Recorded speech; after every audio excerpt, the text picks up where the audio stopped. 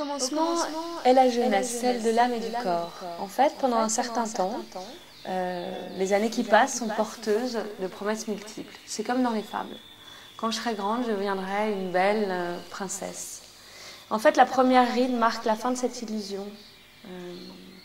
C'est comme si la promesse n'était plus. En fait, la promesse n'est plus. Ni la beauté, ni la jeunesse ne sont éternelles. C'est l'idée de l'ipsé et de l'idem.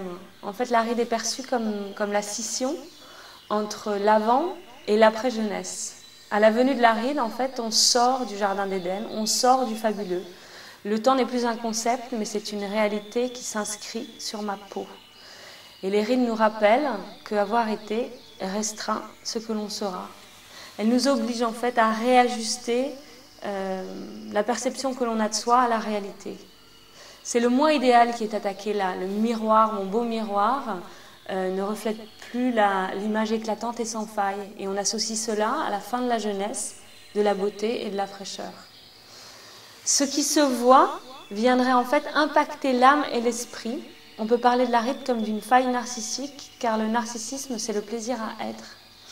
L'image que l'on a de soi, la capacité qu'on a à être bien avec soi-même, de se plaire, dépend de nos propres représentations et du regard de l'autre.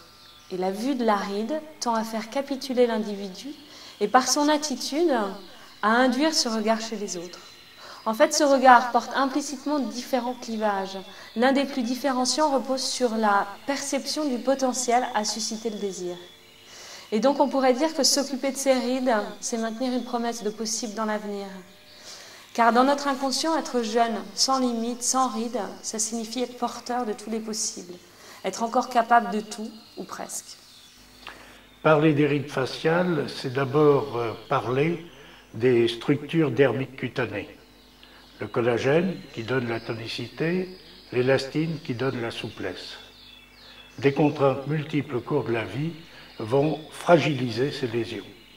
Le temps, le soleil et d'autres facteurs, comme le tabac, vont amincir le collagène et fragiliser l'élastine. Les pliures permanentes qui sont induites par les muscles faciaux vont déclencher des traits de fragilité, des cassures dans ces structures.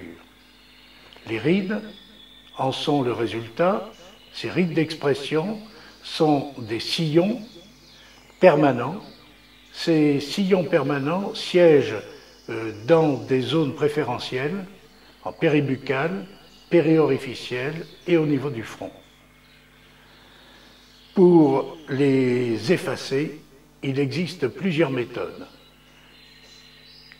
La décontraction des muscles paussiers permet de rendre à la peau un aspect lisse qui évoque une sérénité disponible.